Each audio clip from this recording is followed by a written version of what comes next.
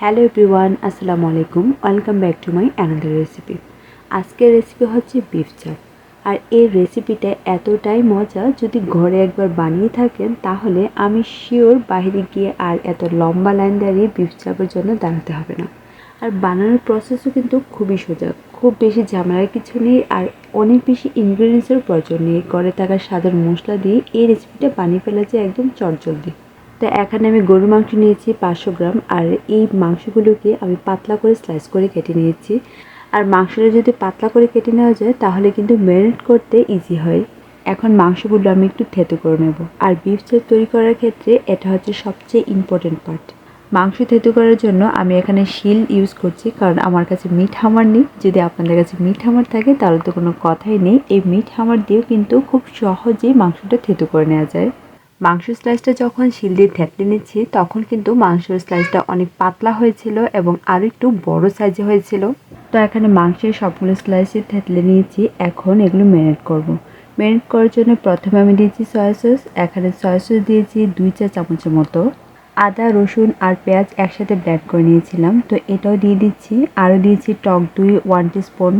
আরও দিচ্ছি কাঁচা পেঁপের পেস্ট 2 চামচ পরিমাণ। আর এটা খুবই ইম্পর্ট্যান্ট, কারণ এই কাঁচা পেঁপেটা মাংসটাকে টেন্ডারাইজ করতে সাহায্য করে। আর কাঁচা পেঁপেটা যখন পেস্ট করা হবে তখন কিন্তু ছিলাশ হয়ে পেস্ট করতে হবে। মাংসটা ম্যারিনেট করতে আমি শানের বিফ চাপের মশলাটা ইউজ করছি। এটা আমার কাছে ছিল, তাই খুবই সহজেই এটা দিয়ে ম্যারিনেট করে ফেলেছি। আর এই মশলাটা ছাড়াও ঘরের মশলা দিয়েও কিন্তু খুব সহজেই মাংসটা ম্যারিনেট করে নেওয়া যায়। আরও দিয়েছি লেবুর রস 1 টিস্পুন আর পরিমাণ মতো দিয়েছি লবণ। এখন সব কিছু উপকরণ খুব ভালো করে মিশিয়ে নিচ্ছি মাংসের সাথে।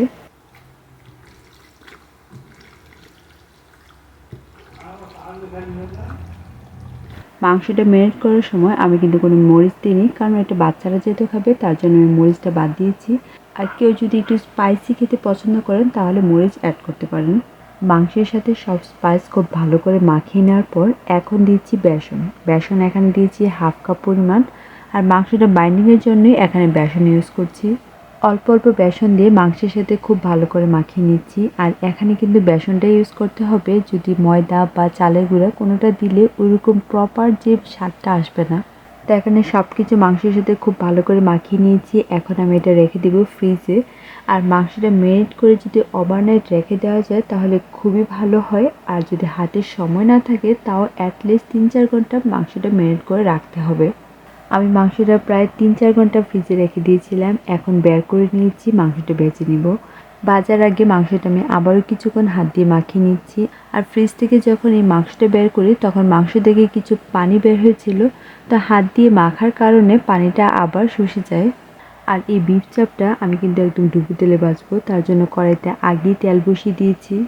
তো এখন এই তেলের মধ্যে আমি বিফ চাপটা ভেজে নেব। তো বিফের স্লাইসগুলো তেলে দেওয়ার পরে এক পাশ খুব ভালো করে হয়ে যাওয়ার পর আমি আবার উল্টে দিয়েছি। আর এই বিফ চাপটা হতে কিন্তু খুব একটা সময় লাগে না, 12 থেকে 15 মিনিটের মধ্যে কিন্তু এক একটা ব্যাচ হয়ে যায়। আর এর মধ্যে কিন্তু মাংসটাও খুব ভালো করে সিদ্ধ হয়ে যায়, যেহেতু ম্যারিনেটের সময় কাঁচা পেঁপে এবং সব কিছু দিয়ে খুব ভালো করে ম্যারিনেট করা হয়েছিল, তার জন্য সিদ্ধ হতেও খুব একটা সময় লাগে না। তো এখানে মাংসটা খুব সুন্দর একটা কালার চলে এসেছে।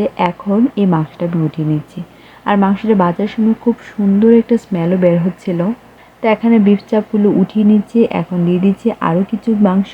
তো এখানে সবগুলো বিফ চাপই ভাজা হয়ে গেছে, এখন পরিবেশনের পালা। আর এই বিফ চাপটা কিন্তু পরোটা, নান রুটির সাথে খুবই খেতে মজা।